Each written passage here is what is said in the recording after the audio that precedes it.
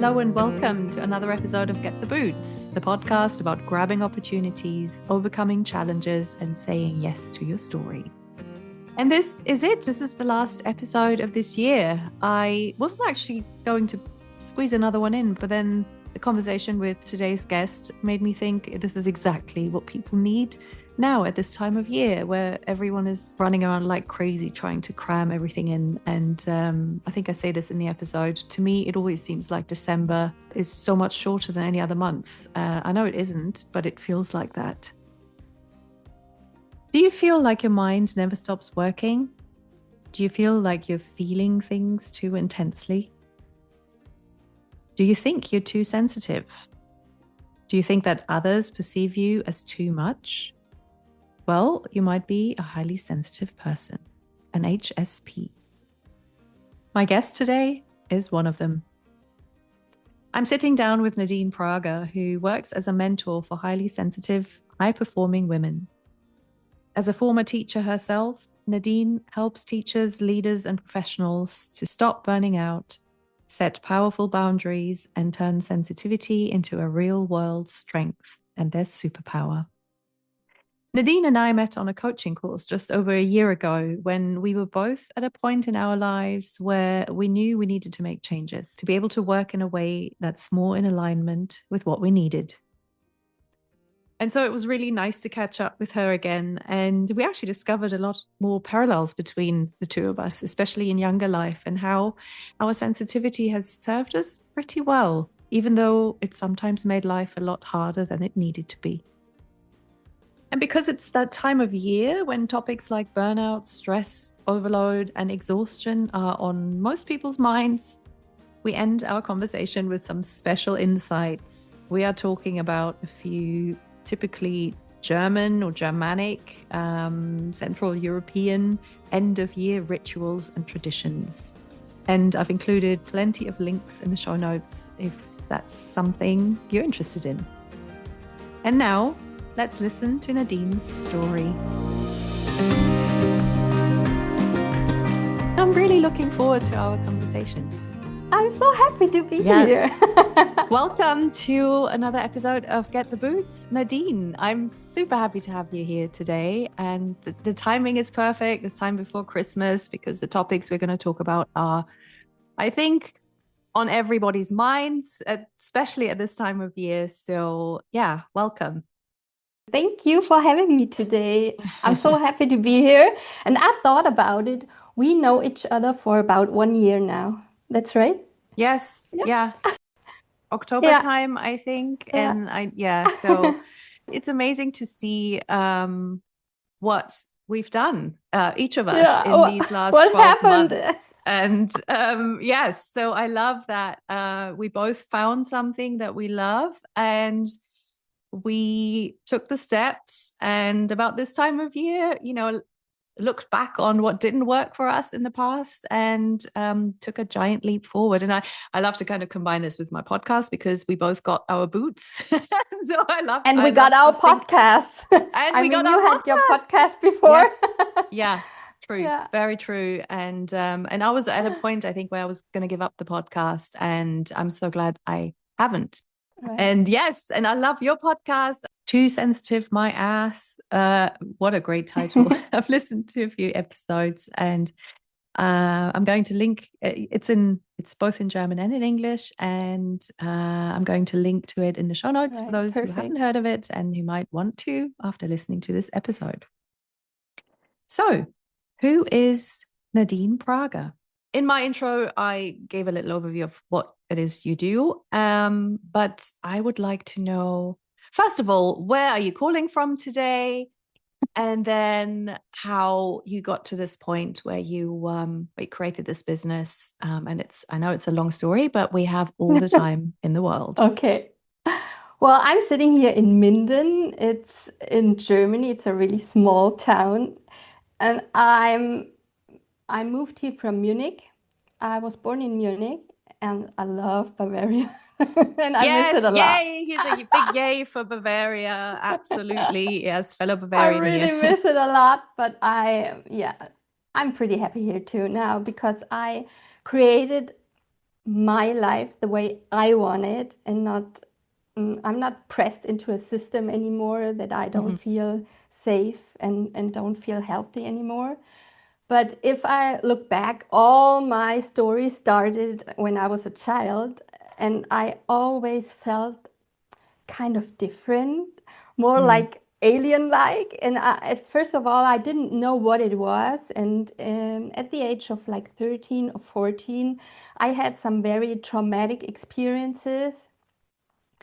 And out of this trauma response, I really started to build or started to build even a higher sensitivity that I had before. I mean, I always was connected to animals and people and always suck up everything around me. But when I felt all alone in this traumatic phase of my life, I really, it felt like more. It's so difficult to explain. So did it feel like you, even though it was painful, it kind of drew you in? So you knew you had to dig further and go deeper and actually Right. get, accept the pain. And I don't know how, I Yes, mean, how comfortable you are talking about trauma, what actually it's fine happened. for me. But I feel like sometimes it's those moments where we run away from things and shut down. Especially when we're highly sensitive people, because we Right. kind of have to protect ourselves. And that's where the like post-traumatic stress syndrome comes from, and shutting things down. So it sounds like you had even at that young age, you had like that sense that you needed to go in and Yes. and And let it. I'm always the person, I just close my eyes and go through it. No matter what happens, I just go through it and I just do what I have to do. Mhm. And at that point, at that young age, I went to my mother and I said, there's something wrong with me. I don't know what it is. Please help me. And it was hard. That's a brave thing to do. So Yeah. just going back, can you just talk a little bit about the hard things that you experienced? Yeah, it was kind of abuse Hmm. from a man that I knew, but he was much older than me, and my parents weren't able to help me, so I just felt I have to deal with all this on my own and Yeah. all alone. And at this young age, I started to grow up so very fast. I had to be Mhm. the grown up all of a sudden from one day to another. And I try to compensate all this in taking control of my body. I stopped eating. I didn't eat anymore. I went into a really, really bad eating disorder. Mhm. But it was the only way for me in this situation to take control of everything around me, all the noise, all the people, all the expectations, everything. And I tried to deal with it with not eating, Yeah. but that didn't work. Yeah, that is such a hard thing to go through. Oh, and I'm so familiar with this because I mean, I don't know how much you know of my story, No, I but didn't hear your story yet. my oldest my oldest child was anorexic at Oh, age 15, 16. And they're a highly sensitive person as well. yeah, In treatment, they would call that a super feeler. yeah, The trauma at the time was moving, which is never easy for a teenager, but especially not for a highly sensitive person and yes. or a neurodivergent person. Mm, They always said that it wasn't just a moving, there was a lot more to it. But at that age, there was that lack of control, right, like you said. I mean, parents make the decisions, right? right, But the one thing that's at your disposal at that age is food and right. stopping. And it's just Yes, it's like the body's response. Um, and obviously that's not a a good that's not a idea. sustainable, not a good idea. But No, no. once you're in it, then it's really, really Really difficult to get hard out.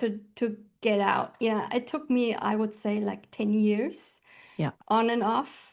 I felt better, and then I Hmm. started over again. And in situations when I had really hard relationships, I always fell back into the eating disorder. So it all was always connected with men and very difficult relationships. And so could you detect that? Could you kind of see it coming? Were you like recognizing patterns? Or Not at that point. Mm, the problem is, ironically, that it's something that gets out of control very quickly, and you just don't realize, but you mm. don't really ever get over it unless you really, really dig into why it happens.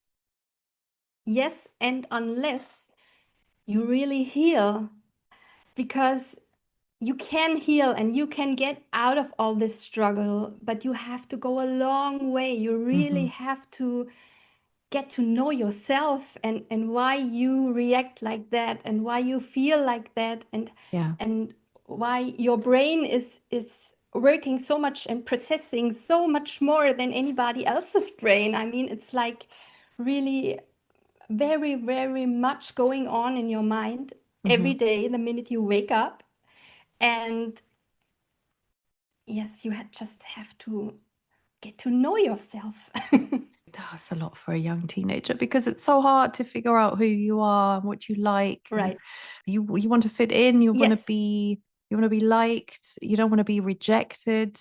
I still get flashbacks to those days. But you said you went and talked to your mum and you said, I feel like something is wrong with me. What made you do that? How did you have a good relationship with your mum? Did you feel like she Yes. would understand? And Yeah. what was her response? I had a very, very good relationship, and well, she talked to me, and then she went with me to a therapist, and really started therapy. And the problem was that I didn't really, well, I always talked about that my parents wouldn't let me see this man, or whatever. I was searching for problems or the root cause of the Mm. problems that I thought were the root causes, but they weren't. That No, was and the there tricky is, part. and it's so hard for parents as well at that point. I feel like it's that how much do they let you make your own mistakes, and how much do they see, and how much also do they know? Because I mean, oh my God, young kids, young girls especially, we're so good at hiding things Yes, from them and right. pretending and putting on this mask, and people don't even see behind it. And so yeah. You really live like a hidden life behind Hmm. some walls that nobody else knows, Yeah. and even not your parents. And that's the most difficult part, because I didn't have anybody to talk to. I mean, I didn't want to talk to my parents.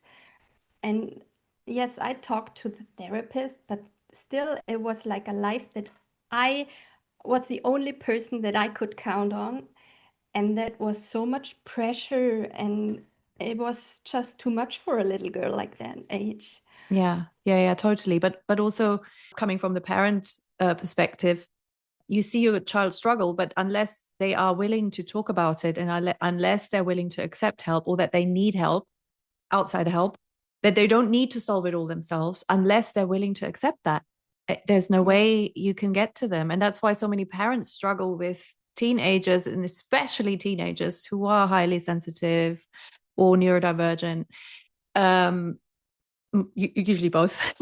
uh, Yes. where it's really, really hard. And so that's also why I like to talk about these things, because I always feel like parents hide all their pain so much as well, and dealing with their kids' issues, while the only thing you see and hear is other parents talking about their kids' achievements and family holidays, etc. And I mean, social media is such a bitch for that. You can't escape it. As a parent, then you question, am I a bad parent? What am I doing wrong?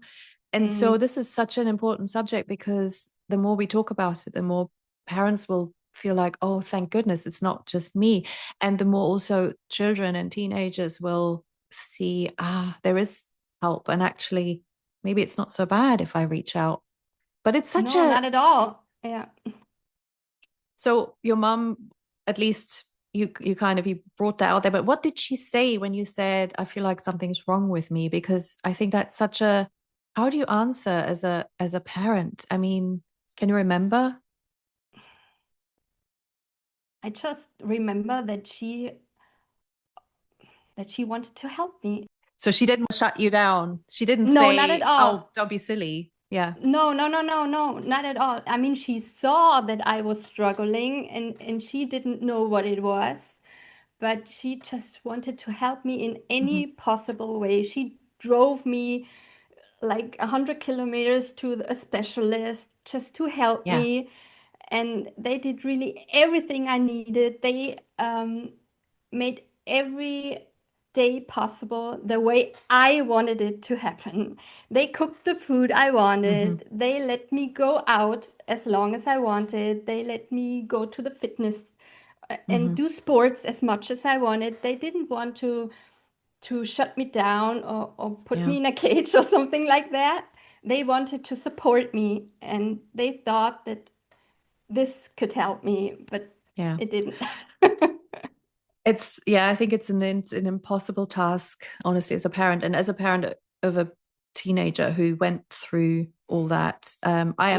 I am so glad that the professionals we that helped us very much put down the rules and told us what we needed to do, what they needed to do. And it was not Mm, necessarily what I felt I wanted to do. So I'm really grateful that we had that, because yeah, like you said, I probably would have been also like, oh, I'm going to do everything and I'm going to make the food and stuff. And they were like, no, this is not, you're mm, not dealing with your child here. You're dealing with a disease. That's what they explained to us. It's not the time to pamper or appease your child. Actually, it's like the opposite. You need to be the one in control, to take charge. It's almost like you have to become this yeah. Mm, authoritarian parent, and that's so hard because it feels like the opposite of what you actually want to do. yeah.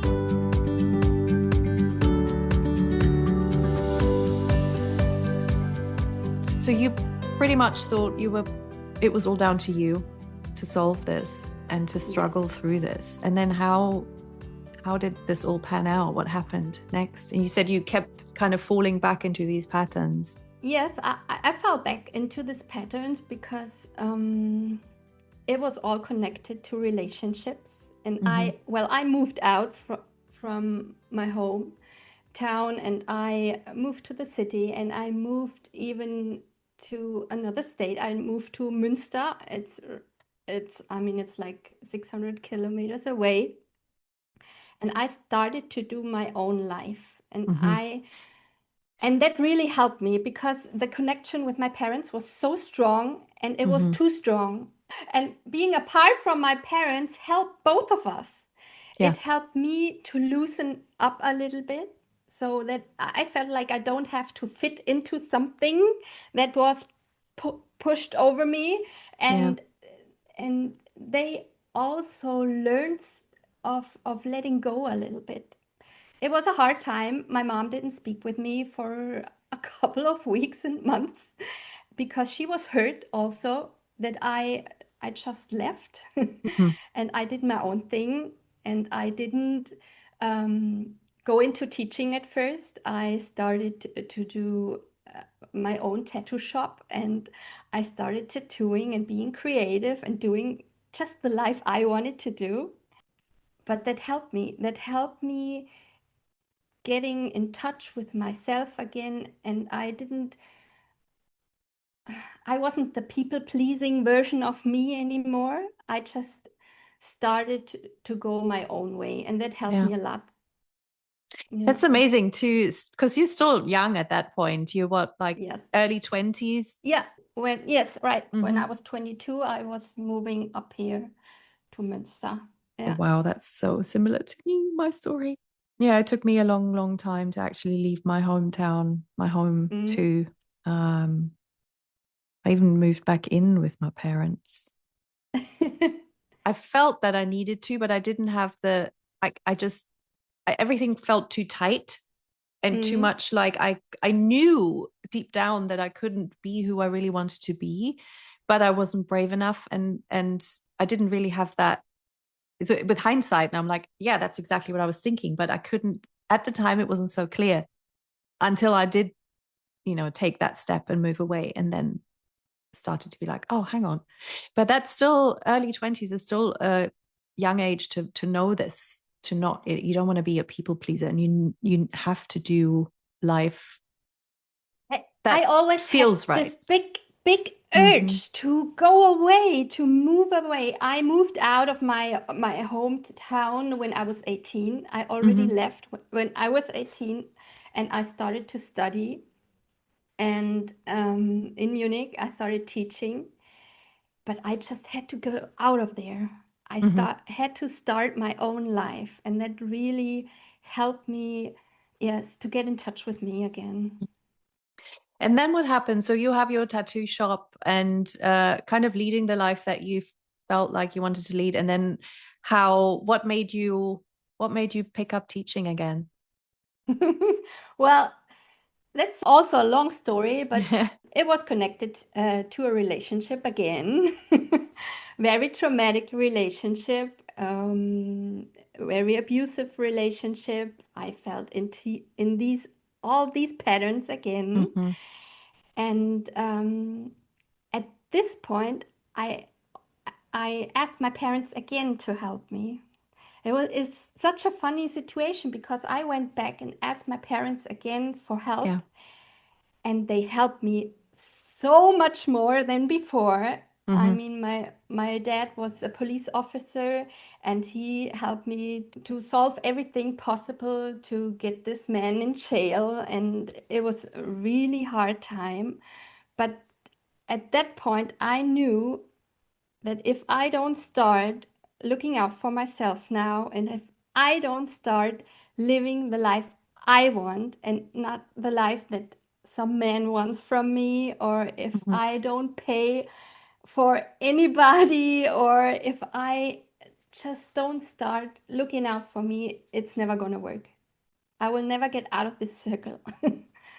And how did that realization hit you? Was it like a moment of clarity? And because sometimes it's just, it's there and you know it, but you can't name it.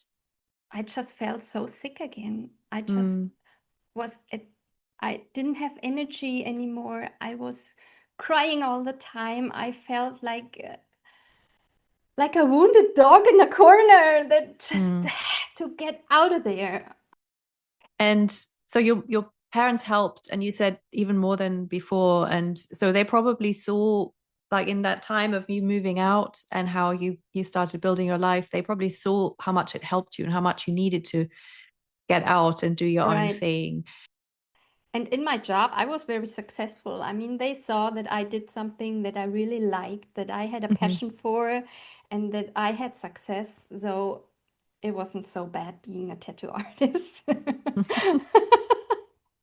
No, I imagine that's a lot of fun, and you kind of you meet interesting people, and you have interesting conversations and all that. But what drew you to teaching? Again, yeah. I mean, as a highly sensitive person, empathetic person, I mean, those are amazing qualities for a teacher, I think. Right. Yes. I mean, empathy is such a great and helpful connection between you and your students. I mean, you feel if the student in the corner is having a bad day and you go there and ask him, you are always right, and you have really deep connections. And when I met my husband, I mean, that was the relationship that really it energized me. I felt like I was in the same spot with him with the same goals. He was the one that was really connecting to me. I mean, it felt just right. It felt so good. And that helped me to believe that I could start over teaching again.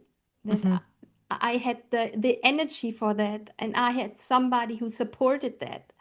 So I went back into school and started teaching, and just went through there, and it worked out really good. And I'm so happy that I did that. Yeah. Yeah, and I can see how you would be a great teacher, having suffered through the teen years. And then you're like, I Right. remember being that age and feeling lost and lonely and weird. And so that's I can see how that would draw you to this profession. Yeah, and there are days that where math isn't such important, where it's much more important to go out, breathe Hmm. some fresh air, and Yeah, just talk to the kids. And these are the days that I really enjoyed the most because you yeah. build such a deep connection with the kids. And then they learn a lot of other stuff that's much more important than math. Yep. If only it wasn't those stupid school systems ruining it all. Yes, I mean, yes, we need school, but God, it needs to be that it needs to change. It needs to be so different to what it is now, whether that's here in the right. US or in Europe. I feel like it's all so outdated. Mm, There's no time to develop as a person, and no. everything is all about knowledge and kind of stuffing knowledge into them. And it's just, I mean, well, going off on a tangent here because this is not the topic today, but at the end of the day, the kids are exhausted and don't actually The learn. teachers are exhausted too. Yes, exactly. Yeah, that's what I was going to say next. And especially when you're a highly sensitive person, it's a system that's not sustainable. And Right, so my guess is that's part of why you decided to do something new, because of the exactly. sense of burnout and on the sides of the kids and the teachers, and it's frustrating. Well, actually, I was the one that always wanted to give like 120%, a Yeah, lot of because perfectionism, that's who you who are. I am. Right. And I see it a lot in my clients right now because highly sensitive people always want to do everything right. They are the people pleasers. And when you are a teacher, you feel like you have to save every child and you can't. It's impossible. There are like 30 kids in the room Mm, and you have a deep connection, you feel everything, but all these 30 kids also have parents at home that have expectations. yeah, They write you emails, and you also have the principal and the colleagues, and everybody is just pulling, and yeah, everybody is having all these expectations. And also, the system is very open, like you have a lot of stimuli the whole day. It's very loud, a lot of multitasking, and you don't have the time to take pauses and get out of the room. And when, I mean, the toilet is it's the greatest room in the whole school when you can go to the toilet for 2 minutes and just breathe and yeah. relax for 2 minutes. These 2 minutes can save your whole day. And I didn't realize it when I got back into school. I didn't realize that my high sensitivity was becoming such a struggle for me because I when I do a job, I always give everything in my whole heart and Hmm. everything. But it was just too much. I didn't take my pauses. I didn't look what my body really needed. I didn't really I well, I was in the outside so much. I was overthinking in my head, and I didn't get back into this connection with my body at all. I mean, I was disconnected all the way out. But And that's probably also a kind of your body, because you're giving all the time. It's any sense of what are my needs is pushed to the back because totally you there's no capacity in your brain to even think about that, because that's the empath that's soaking up everyone else's issues, and which also makes you a great teacher and a great personal right. mentor to have. But when you don't learn to look at yourself and to take the break and to connect with yourself, To regulate nervous system. Yeah, and so when you don't know how to do that, you burn out. right. And it's an issue a lot of caregivers have, nurses, healthcare workers. All of them. Yeah. Yeah. And then usually it's the body that shows the first signs, isn't it? Right. I was at home for months at the end. I mean, I was sick, like it started, I'm being sick every 3 weeks. And I always thought that I have to get harder. But it's the If I thing. try being harder to myself, then it's gonna work out. But it was just the opposite. I had to let go of so many things. I was the one canceling everything around me. I didn't meet friends, or I didn't want to do anything after school because I was just so tired. And I stopped living a life that I really liked. I was just there for the job the whole day. Yeah. And then feeling guilt for not, Right. not performing. Showing up. And then you're caught in that spiral of you feel guilty for letting your kids down. Exactly. Then you feel useless for being weak. And it just keeps going on and on in your head. Right. You retreat into yourself. Right, exactly. Sometimes I stood up in the morning, I was already crying in the shower, and I told my husband, this is not going to work. I can't do this anymore. And just hustling from holidays to holidays doesn't work. You have to find a routine for yourself where you feel strong every day. And that's when I really started to turn everything around again. Was it literally one morning in the shower and you're crying and you're like, okay, this has to stop? Yes, actually, it was me being sick at home for about 3 months, lying on the couch and no voice anymore, just being sick the whole time. And I really thought that now something has to change because I can't do this job like that for the rest of my life. This is impossible. I can't do it. And first of all, I looked up some new job possibilities. And all of a sudden, really, I had the chance to get out of school part-time, work for, it's called Schulamt. What's it in English?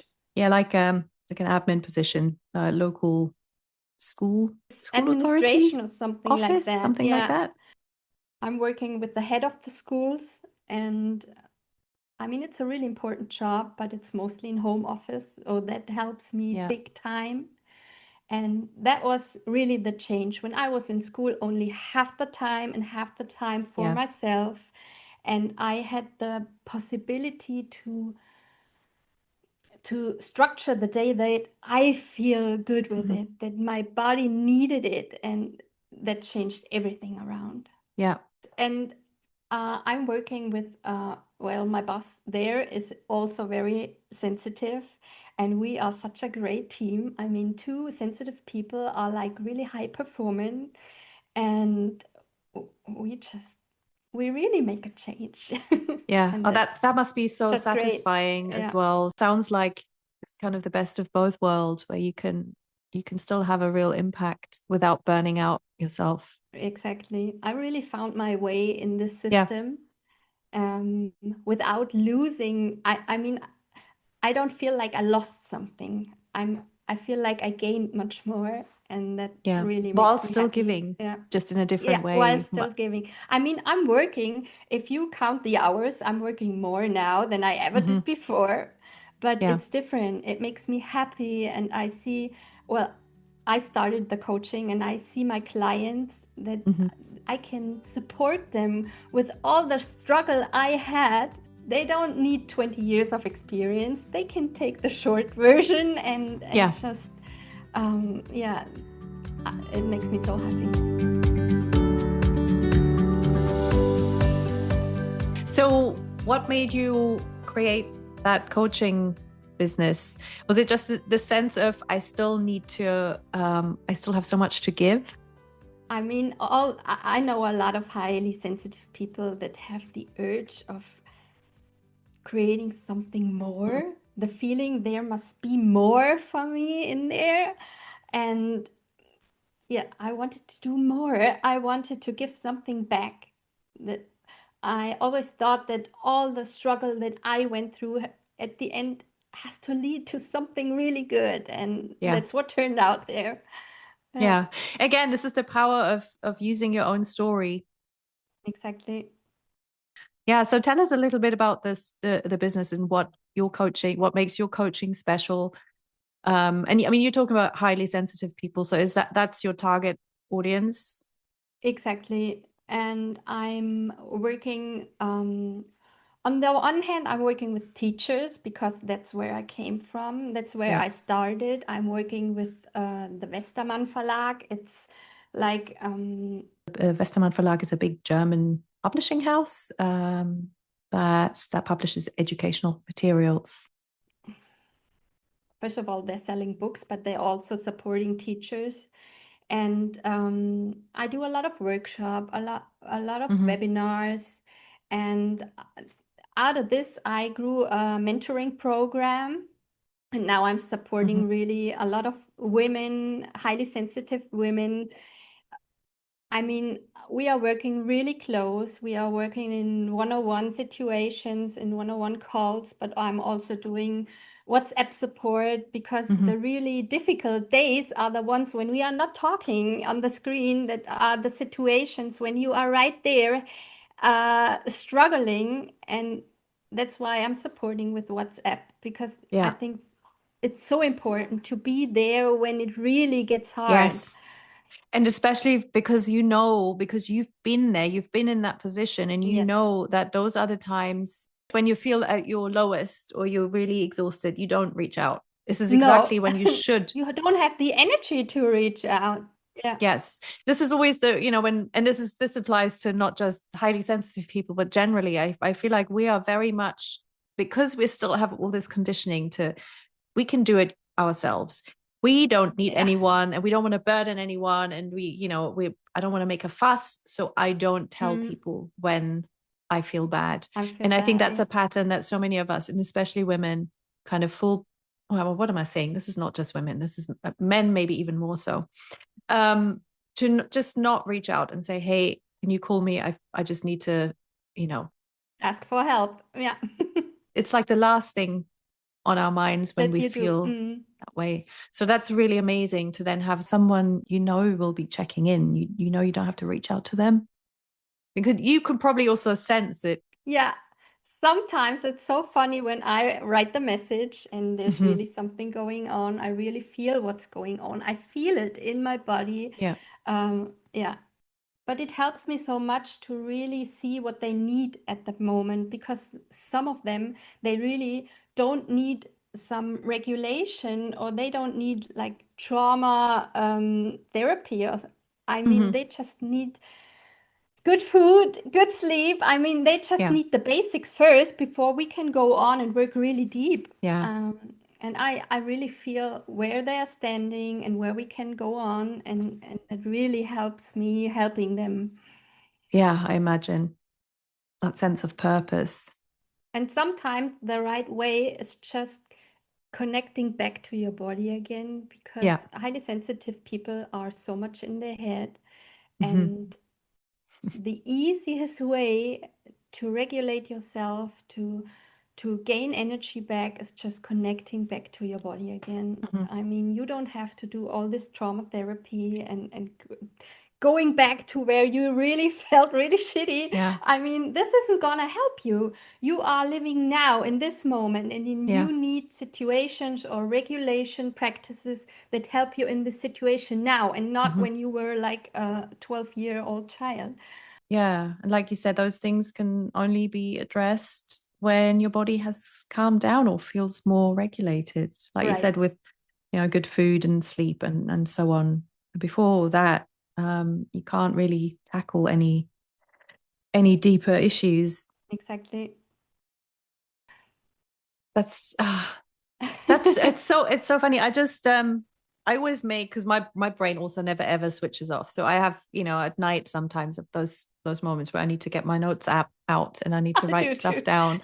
And I started writing a thing about how, because as a highly sensitive person and an overthinker and perfectionist, all that, I find sometimes it's almost like I don't really ever feel comfortable in myself. I just don't feel comfortable in myself, in my body. And then I'm trying to remember the times that I did. So I really went through my brain. I'm like, when did I feel like I was just completely at peace and in a moment? And those moments I wrote down. And then I realized they were all times where I was physically active, whether it was skiing, whether it was dancing. It was always things where I stopped thinking, where I just kind of, the body took over. And I didn't even, up until that point, I didn't even realize that was, like, wow. But this is the point with emotion, because you can only handle your emotions when you are in motion.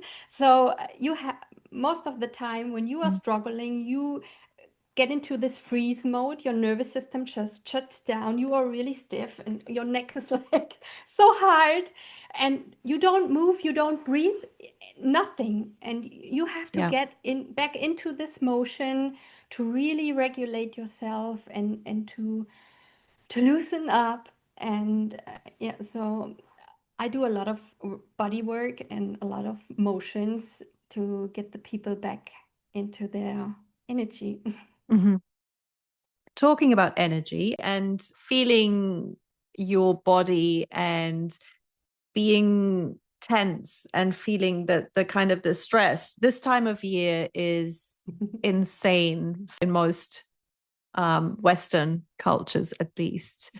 And this is why I'm so happy to talk to you today, because we are it's week before Christmas, and usually at this point people feel like they've completely run out of energy, wide-eyed, and like, oh my God, I've still got so much to do and I'm so stressed and I'm, why am I doing this to myself? Most people are a mess before Christmas. Oh my God. And what is it? So and we fall into this trap, and why why does it have to be that way? And I mean, I feel like December is much shorter than any other month. I don't know why that is. Anyway, let's talk about some things we can do to counteract this, because I know that you have some tips and tricks up your sleeve. I'd love to introduce our listeners to some very special Germanic traditions. And I love that I'm talking to you about this, another German, because you know those traditions, and they're not so known in other parts of the world, definitely not here in the US. December is a very special month in the calendar because we have two phases. Well, three really. The first phase is 12 nights in the run up to Christmas, starting on the 8th of December.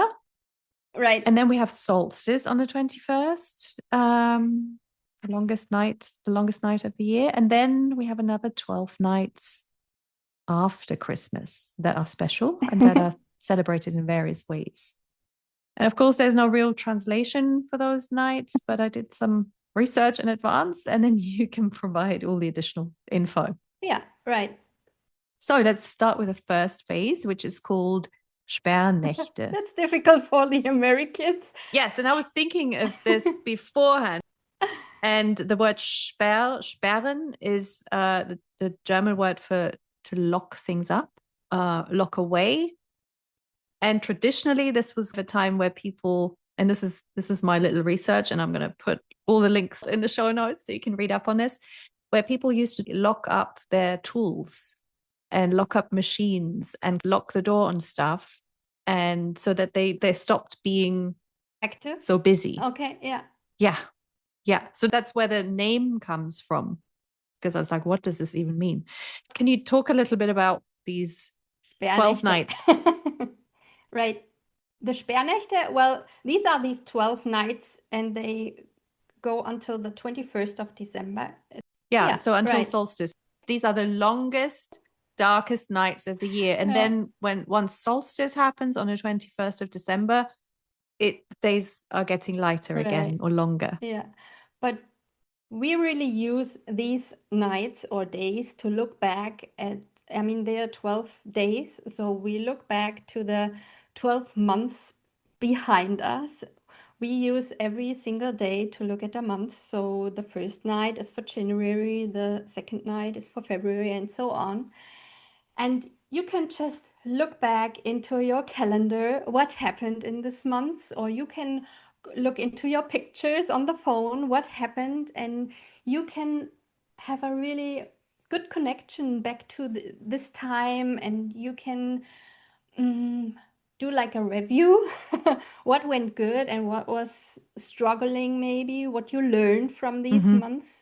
So it's like a review for the last year, and I really, really like it because we always forget how far we went, how much went really, really good, and Mm-hmm. what we always get stuck on the situations that are not so good, and I really want to focus on the good things. So Mm-hmm. I love this ritual. Yes, and I really love that this is looking at what's past for the future, for the sake of the future. Right. So, because the focus in our societies is so much on what's to come and looking forward. Yeah. But so, yeah, I love that looking back is part of it. There are so many people who are very much like, right, this year was terrible. I'm only going to look forward to the next year. Yeah. So this, I don't even want to think about this year. This has to be erased from memory. And I'm going to focus on Yeah. next year and the new energy that comes in.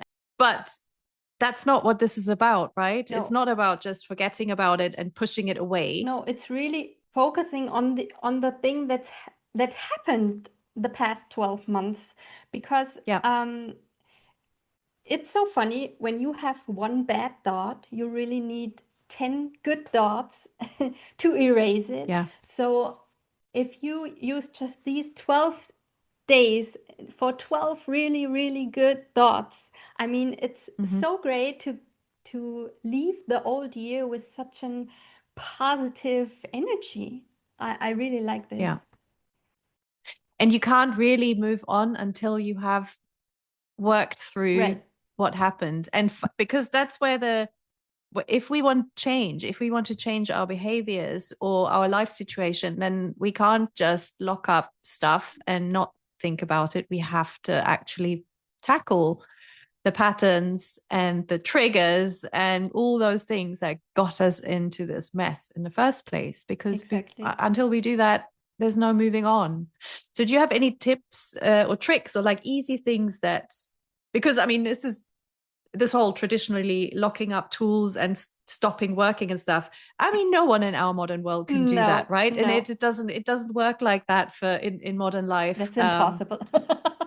Unfortunately, the world we live in is not can't stop. But are there any simple things that everyone can do and I incorporate into mean, their you can day? do it like a little ritual. Use a candle. I mean, it's dark outside, and just sit there, do some small breath work with the candle or something like that, a really small meditation. And then really have a look at this single month that you are looking at today. And also think about the things that you want to let go, because something is going to show up every single year over and over again until you really work it through. So Mm-hmm. think of the things that really went good and the things you really want to let go, and then let them go. I went through this myself over and over again, and it's so important to let things go at the end. Mm-hmm. Yeah, because until you've really named the thing Mm, and said goodbye to it, yeah, it's still going to be there. It's going to cling on to you. yeah. Yeah. And you can't look forward if you are always in the past with your head. If you Mm-hmm. always work things through, even if you thought that they were better in the past or something, you can't go on if you're always in the past with your head. It's not going to work. You have to be in the right here and right now, not in the future and not in Yeah. the past. Okay, so solstice is on the 21st, and then we Yes, have Christmas, and then we have the 12 nights from from Christmas. Christmas to which are called the Rauhnächte. Exactly. I have talked about this on previous Christmas related podcast episodes, so feel free to check back. Those nights have another function. So Rau there's different beliefs to what it refers to, whether it's some people say it's to do with the word Rauch, which is smoke, because there were a lot of traditions where you burn something. You burn something. Again, this is letting go of things, whether it's all sorts of herbs or, you know, I mean, this is an ideal way of letting something go, I feel. A really physical manifestation of letting something go. Exactly. Another interpretation I found was that rau, which translates as rough. So rough refers to the rough and harsh nature at this time of year. So the cold, wild winds howling. Yes. And then there's also reference to some rough, wild creatures that are out in the wild and that embody some spirits and demons. There are all sorts of scary and wild traditions, especially in the mountainous regions of Austria and Bavaria. And again, the Rauhnächte, because it's 12, they also refer to each month of the year. And there's a ritual, but it's called the 13 wishes ritual. And you can think of 13 wishes that you have for the next year. I mean, we do a lot of things like vision boards and stuff like that, but I think doing it with a ritual, I like it more. It's more spiritual and it feels like more me. And you write down these 13 wishes on 13 little papers. And then you start on Christmas Eve, like the 24th in Germany. And then you let go of one wish every single night. You burn it if you want. You can throw it away, whatever you want to do. And the last wish, the 13th wish, you open it and you read it. And that's the thing. And that's what you have to do, your goal for 2026. And it's so funny because you have big wishes and you have small wishes. And I'm sure the right one is going to be at the end for you. Oh, so basically you write them down, but you don't know each night which one you burning. pull. No. Okay. So the last one is the night of the 5th, right? Exactly. to the 6th of January. Exactly. Oh, I see. So I haven't done this before, so I'm gonna do that. It's so funny. I really like it because you don't know until the last day which wishes you already burned. So there are small ones, there are really big ones. And it's also of letting go, because in manifestation, I think the most important thing is letting things go. When you tell the universe, I want this and I want that, and you are always starting to overthink, it's never gonna happen. You really have to let it go and do your thing. You can do things for it, yes, but not always thinking what might go wrong or what might happen. You're stopping the universe working for you. What I love as well is the physicality of it, that you can, I mean, so I would totally do it by burning something, but even writing something on a piece of paper is a physical act. It's not just in your head, you're actually writing it down. And if you can then read it out loud, whether you do that with other people in the room or whether you go out on a dog walk, and like that's what I normally do. And I have these conversations with myself, and sometimes I have them out loud. And putting things out there and saying them and giving them physicality, I think it's just so essential. Yeah. And it's also a ritual for your brain, writing things down. I mean, like also journaling or something like that. It's just the movement. It also signals your brain that you are safe. You can let it go. Yeah. And it's out there and you can feel it physically. Yeah. I really love this ritual. I do it almost every year. I mean, by the time this episode comes out, we're definitely done with the Sperrnächte, but we still have the time between Christmas and New Year. Right.